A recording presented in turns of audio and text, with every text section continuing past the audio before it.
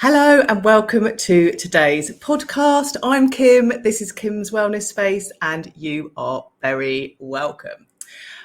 So today's podcast episode it's going to be in two bits, I think, because originally when I wrote some notes for today's podcast, I was going to just chat to you about why I've changed my Instagram handle. Because I felt like it was quite an important change and I wanted to just explain why I'd done it. But actually, over the last week or so, I have been witness to different conversations. I've been in different groups. So not just one age group of people or not even just women, but just different people. I've just been listening and it's so apparent to me that as humans, we do two things. We make things really difficult for ourselves without hardly realizing. And then we give ourselves a really hard time when it doesn't work. And we can definitely make things easier for ourselves. So that's what I've called the podcast. I'm definitely going to talk about that. Just want to flip back just briefly and talk to you about this name change thing. So if you've been here any time, before pressing play this morning, if you're new, then this probably won't have much context, but I'm hoping that this is for all you listeners that have been here for a while. So everything that I have been building and doing has been called Kim's Wellness Space. And that is because my Instagram handle was Kim's Wellness Space. And the reason that I gave it that name was because, and I'm probably like all of you, Instagram is a bit of an evolution, isn't it? You know, when I first started on Instagram, it was just a personal account for me. You know, I'd share the odd photograph of, I don't know, a field or a dog, or it wasn't particularly wordy. There wasn't much going on. And then I realized that you could have more than one account. So I set up a separate one, which was just for me. And I only really had people on it that I followed that were very fit and healthy or aligned to the kind of life I wanted to live, to kind of use as inspiration, I guess. Because at that time I felt, this is pre-2020, and I guess I felt that I needed to lose a bit of weight. It wasn't particularly healthy. You know, my job was very sedentary, and prior to that it had been very busy and I'd been always on my feet. So I'd naturally slowed down in my work life, which meant that my weight had changed. And so I didn't have the knowledge that I had now. And I just was following people that looked amazing and I wanted to be amazing. And I guess I was just hoping it was going to rub off on me, I suppose. And then when we got to 2020, obviously, if you've been here for a while, you'll know, like, I went plant-based, then I qualified as a yoga teacher.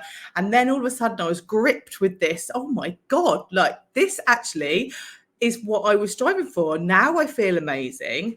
And now I've got all this knowledge that I didn't have, and I know how to make it work. I know how to live my life in a way that is for me and works with me and makes me feel amazing. I just need to share it. So that's when Kim's Wellness Space kind of evolved, because it was all very much yoga based. It was all very much living this like life of yoga, because of course, if you have done yoga for any time at all, you'll know that it's not just a case of going to a yoga class. It's actually way more about the yoga that you live off of the mat than the yoga on the mat. And that I have actually already done a podcast about that way back in the beginning when I started podcasts. If you want to know more, please go back and have a look. But I really embodied living this life of yoga because it unlocked so many things for me. And then I realized I needed a little bit more knowledge, and I needed some tools that I could actually that would give me direction, that I could then help other women get direction, which is why I then did my accountability training with Nikki Gundy for the On Track method. And that was like the last piece in the puzzle. And so I am still all about wellness. Like, if I am your coach, we don't just look at how to lose weight. We're looking about how to live an amazing life. And then the weight loss is the byproduct. I think you've probably heard me say that before. Like, as soon as you take your focus off, I've got to lose weight, I've got to lose weight, I've got to lose weight, and start thinking about your sleep and how long you spend outside in sunlight, and, you know, are you moving intentionally? You know, all this good stuff, how hydrated you are, what nutritional value does that food that you eat give you, like all of this stuff. When you get all that right and you start layering all of that lovely wellness up, then your weight just kind of sorts itself out. So that was why it was Kim's Wellness Space. That's the evolution. It was because I was feeling well and I wanted everyone to be in my space and feel well too. And then last week, I don't think anything particularly happened at the beginning of last week, but all of a sudden I was like, it doesn't really feel like it's the right handle anymore. Like, I am still all about wellness. This is my podcast, my YouTube channel, my website. That is all going to stay. It's literally .health. And that's really, I just feel more serious about the whole health thing. And I think that made me feel, maybe it made me feel more like a grown up. Like, does that make sense? I don't know. But in my head, it was like, Kim's Wellness Space feels like it's a bit of a, I was going to say wishy-washy, and it's actually not wishy-washy at all. But it felt like maybe it was too of, I'm going to say fluffy a title. I don't know. It didn't feel right. That was the thing. And I feel like I have evolved a lot since I started this Instagram account, which is like 5-6 years ago.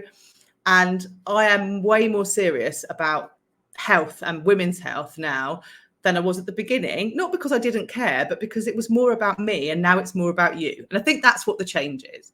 So now I'm Kim Mac Health on .health rather on Instagram. It's still me. I'm still doing the same stuff. I just felt that the name needed to change. Anyway, that's the little bit about that. So if you come over to Instagram all of a sudden and you're like, oh my God, she's not Kim Wellness Space anymore, she's something else, that's why. So let's get back to this topic of making things easier for ourselves. I wanted to kind of run through my day and work out all of the ways that I could make my day easier, because what I want to do is give you loads and loads of examples of how you can make whatever it is that you're doing easier, smaller, but still effective. I've talked about it before, about how we get caught up in having to make the grand gesture. You know, when you've got that beginner's energy and you're like, right, that's it. Today I'm going to get fit and I'm going to be healthy. So I'm not going to eat anymore. I'm going to work out for 2 hours every day in the gym. I'm only going to sleep, I don't know, between the hours of this and that. And like, we try to do everything, don't we? And then within 2 days, we're absolutely exhausted. It's too much like hard work. And we go, oh, I need a rest day. And then it just goes on. And yeah, we know. We've been there. We have to start again, don't we? But actually, that's not our fault. That's the society that we live in at the moment. And whether you agree with that or not, it's just as it is. And it's very difficult to take yourself out of that, because that's just how our life has evolved. It is all very, very busy. We want everything now. But actually, when it comes to our health, we need to really come back to the tiny, tiny, tiny things. So I'm going to give you an example of why. So this is what I was reading this morning. So this week, I have taken part in a sugar-free challenge. That's what it's called. And I don't actually have much sugar in my food. And this is about added sugar. That's really important to remember. But I wanted to do the course because I wanted to see what they were saying. I wanted to see the science behind it. You know me, I like learning. And I was just like, this has been really interesting. And it's not something that necessarily I'm going to do, but I just wanted that knowledge. And like all of these things, so this is a free 5-day thing. Anyone could do it. Excuse me. You get an email every day. It's got a little video. And then, of course, there's a Facebook group that goes with it. And the Facebook group is full. It's absolutely full. Primarily, it's full of women. There are some men in there, but it's primarily women. And I have to say the majority, probably, I'm going to say 80%. I have kind of plucked that out of my head, but I would say it's probably about 80% are ladies from America. And the guys on the video are American. So it's kind of, it's for the American market, I guess. But it could be for anybody. And it was really interesting. I had a bit of a flick through the Facebook group yesterday after the first video and this morning. And there's all these women and they're really, really struggling. And they're saying things like, I can't do this. It's too hard. I can't remove all the sugar out of my life. I don't know how to track all that. How do you track it? What app do I need? How can I possibly work out how many grams of sugar I eat in a day? And there's this real sense of panic. And actually, they didn't ask you to do any of that. So we've all watched the same video, but the majority of people have watched it and gone, oh my goodness, right, from today onwards, because it's a sugar-free challenge, that means I have to take out every single bit of sugar in my diet, regardless of where it comes from. And that's really hard. I don't think I can do it. And I was like, wow, that's a lot, isn't it? And actually, they were very clear on the video that they did not want anyone to change anything because it was only day one. It was only a 15-minute video. They basically were telling you the harm that added sugar does to your body and how it does it and how marketing companies use that science to sell their products. So it's really interesting. I have to say it wasn't anything new that I hadn't heard already, but it was still interesting. And it's always good to get a fresh reminder because we know repetition is key. And, you know, sometimes we hear things that we haven't heard before. So they didn't ask you to take the sugar out. They also, plenty of times, I'm going to say 10 times, it might have even been more than that, talked about added sugar. So added sugar is processed foods. It's where you add sugar in. So if you're making a cup of coffee and you add in sugar, you'd have to count that sugar. That's added sugar. If you buy a burger bun from a shop, it will have sugar in it. So you have to count the added sugar. If you buy, well, a good one for me, because this is very interesting. When I came off of listening to the video, I said to my husband, I'm just going to track it. It's quite interesting. They reckon the average US citizen has 17 grams of sugar in their diet every day. Wonder how much we have. And he said, oh, we won't have any because we don't eat processed food. And I said, well, I'm still going to check. And I absolutely love a gherkin. Like, I will eat the gherkins out of the jar as I'm adding them to our food. In that jar of gherkins, there's loads of sugar because they put sugar into the vinegar with salt, there was celery salt in there, and there was a few other things as well. So already I was eating sugar. Then I had a look at the sauce that I made us. So it wasn't a sauce that was a bought sauce, but it was a sauce that I put together. But I put some maple syrup in it. There wasn't much. But that maple syrup had added sugar in it. Even though maple syrup is already sweet and a natural, they'd added sugar into it. And that was a pure maple syrup. It wasn't a flavored syrup. It was pure maple syrup. It still had added sugar. So just in one meal, I'd already had 10 grams of sugar, which really shocked Graham. He was like, no way. We didn't even look at his sriracha sauce, let me tell you, because he didn't want to know. So it was interesting, but they didn't say we couldn't have it that day. They said, just do what you do, have a look at the added sugar and just notice. So that's what we were doing. But it had absolutely sent these ladies into panic. And they were already saying things like, well, I can't have fruit. I like fruit for breakfast. I won't be able to eat fruit anymore.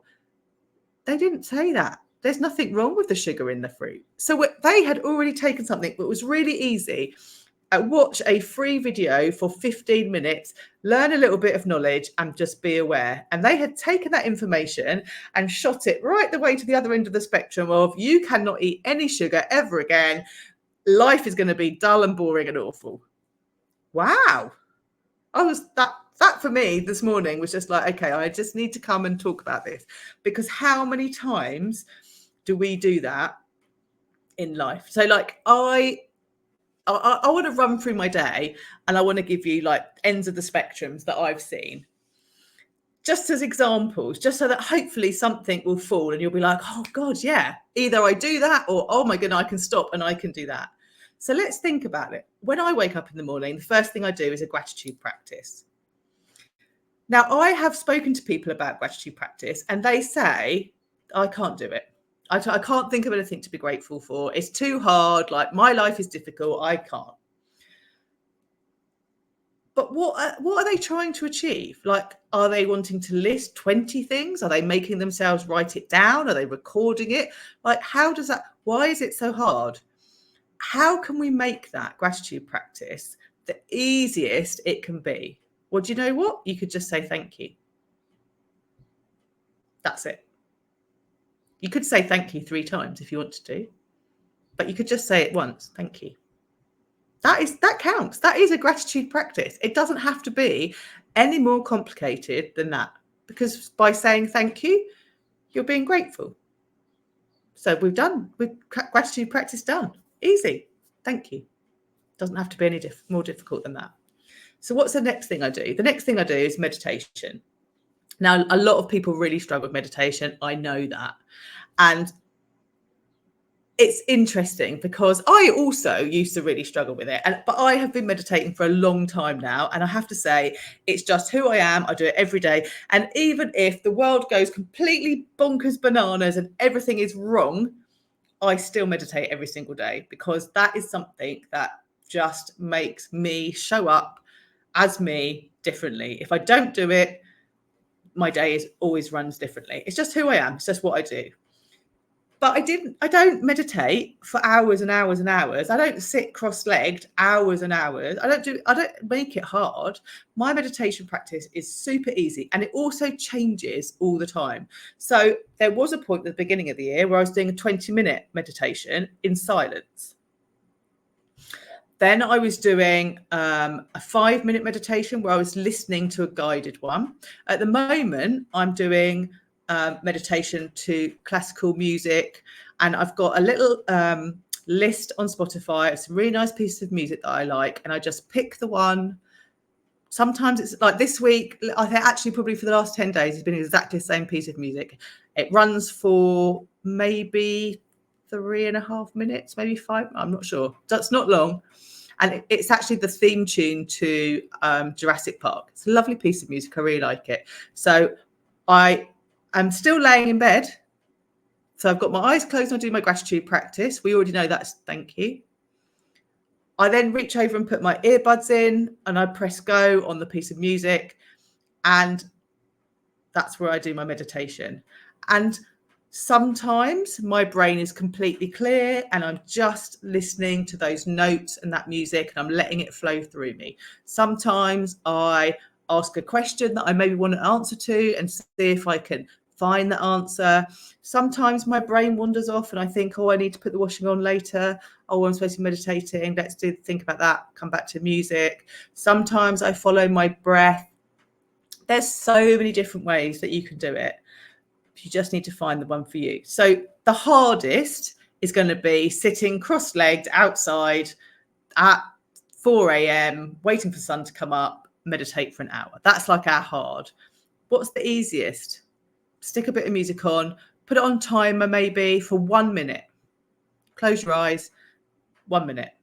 You don't have to do anything. There isn't a right way or a wrong way, but that, and then you can tick it, meditated. Like after a while, you'll like it. You know, after a while, you'll be like, oh, that minute went really quickly. Maybe I could do 1.5 minutes. Maybe I could do 2 minutes.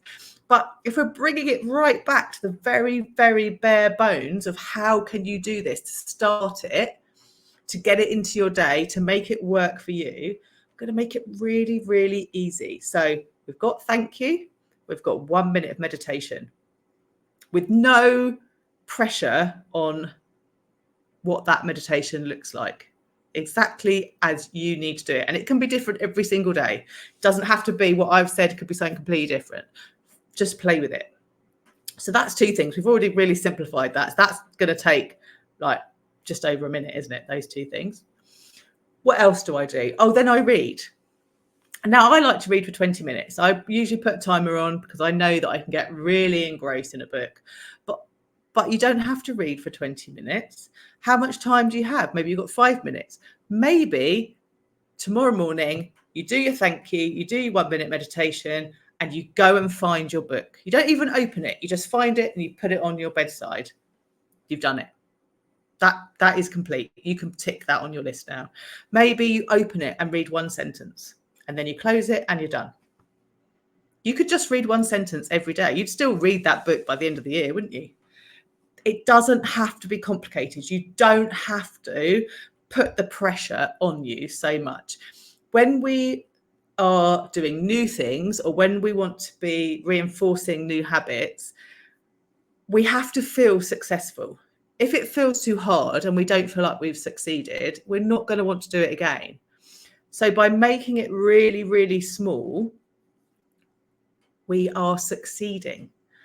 It doesn't matter about what anyone else is doing. It doesn't matter about, the end goal. The goal this morning when I got up was I wanted to do gratitude, I wanted to meditate, and I wanted to read a book. So I can say thank you, I can meditate for a minute, I can open my book and read one sentence. And I've got 3 ticks and I have succeeded. And then I can get on with the rest of my day if that's what I want to do. It doesn't have to be super hard. So what do I do next? Well, at the moment, because it's summer, I'm swimming. So once I've done that, I get up and I swim. Some mornings I know that I feel really energized and I've got lots of energy to get rid of. So I will get in the pool and I will swim for 40 minutes. Other days I can feel a bit tired. So I get in the pool and say, do you know what? I'm just going to swim. And when I've had enough, I'll get out. Doesn't matter if it's 1 minute, 5 minutes, whatever. Generally, my swim is about 20 to 25 minutes. And that is good. I'm really happy with that. Why do I move every day? Why do I swim? Because it makes me feel good. It's not about weight loss. It's not about calorie burning. I do track it because I just like to see how far I've done. That's just me. It doesn't matter. I just like to look at my watch and be like, oh, I did 20 minutes this morning. That's good. Because sometimes I think, oh, I'm really tired. I probably only do like 2 minutes. And then I get out and I'm like, oh, I've done half an hour. That felt easy. So I just kind of like it because it just makes, my brain likes it. But I don't need to track it because I'm not chasing a calorie burn. I'm not chasing anything in particular. I move my body because I like to. I love swimming. And when it's cooler and I can walk, I'll go for a walk because I love walking. And both of those activities are really good for my heart health. They're really good for my mobility, all of the stuff that I want to be when I'm older, so that I'm a kick-ass granny. It's good for me. So I like to do that every day. But again, I don't have to swim for an hour or 2 hours. I'm not training for the Olympics. I'm just doing it because it's really lovely and I like it. So I don't have to put any pressure on myself of I have got to do this many or this amount of time swimming, otherwise I'm a failure. I'm like, I would like to go for a swim and I've swam, so I've succeeded. So you could bring it right back. If you're walking, you could just start by putting your trainers on. You can give yourself a tick. You walk to the bottom of the garden and open the gate. That's it. You've been for a walk. You've walked around the garden. Yep, done it. Maybe you go for a walk to the bottom of the street and you come back again. Yep, done. It doesn't have to be massive. Bring it right the way back to the smallest that you can. Feel that success. Enjoy that feeling of succeeding. And once you've done it for a while, you will want to increase it because you feel good. So you're like, maybe I'll just go for a 10-minute walk. Maybe I'll do a half an hour walk. It just comes. But you have to start right at the beginning with the small and then build, because we want to feel successful. And that's how we do it. We build it. So let's bring it into food. What can we do for our food? If we think to ourselves, actually, looking at my food diary, it's not great. I should probably eat more fruit and vegetables. I should probably cut back on the processed food. Like the food I'm eating really isn't aligned to the fact that I want to lose weight. Maybe that's how you feel. How can you do it? Well, you could get rid of all the processed food, get rid of everything that's got added sugar, and just come right back down to the bare bones so that every day you are having to produce meals from scratch in your kitchen, breakfast, lunch, dinner, snacks, whatever, however you like to eat. That's going to be hard and that's going to be a lot. And it's a big change, isn't it? So how can you do it much easier? How can you give yourself those wins? Well, you could, for example, say you have porridge for breakfast. Maybe normally you have porridge with chocolate spread on the top of it, or loads of sugar. Maybe you're someone that has porridge with loads of brown sugar on it. So maybe tomorrow you could make your porridge with a banana and put some fresh berries on the top and not put the chocolate spread or the brown sugar on it.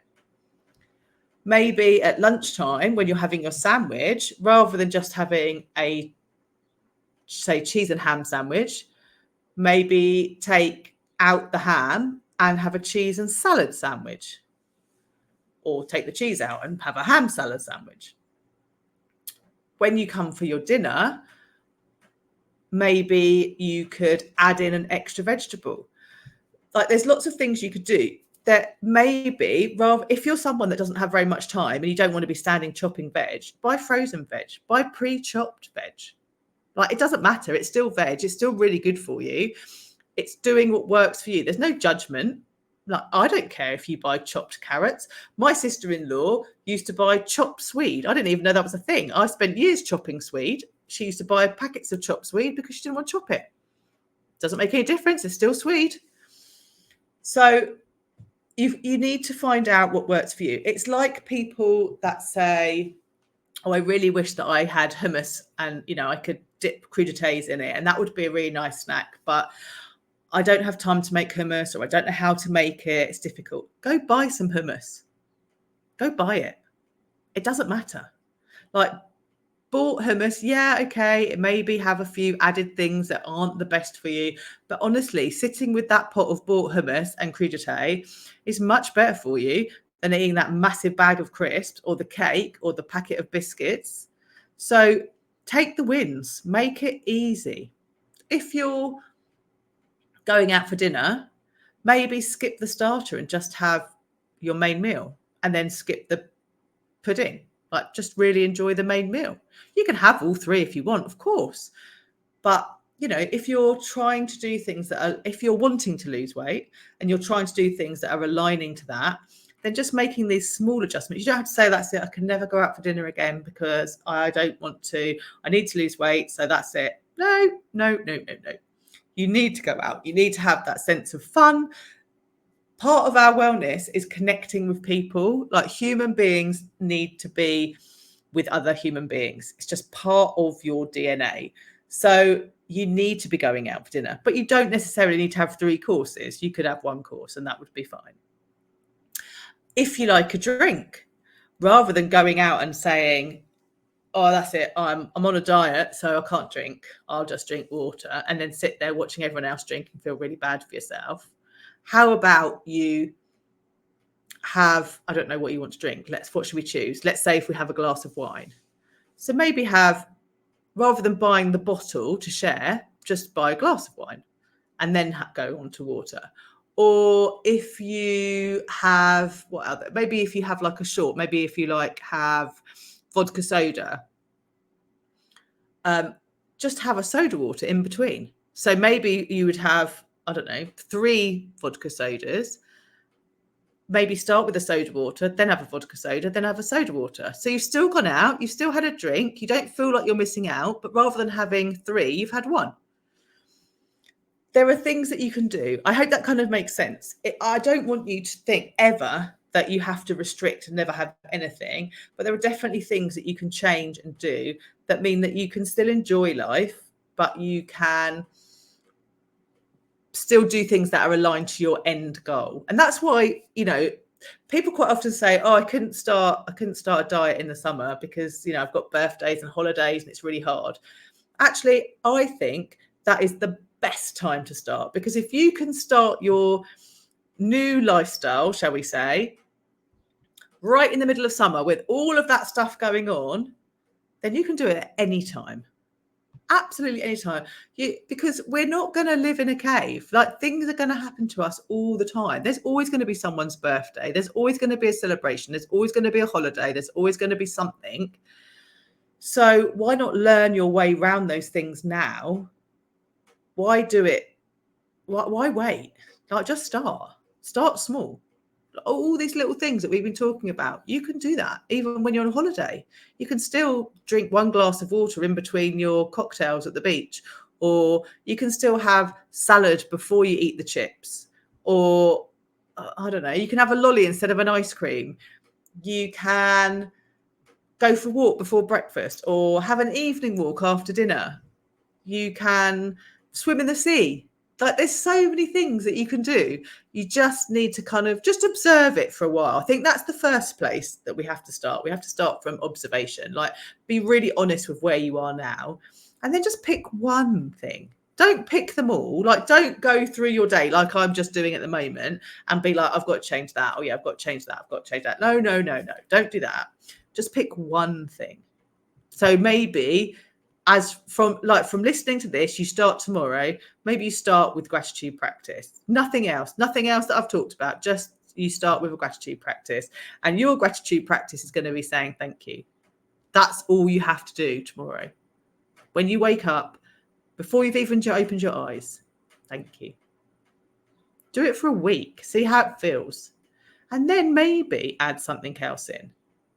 Maybe the next thing you add in is drinking a glass of water. So you say thank you, then you drink a glass of water.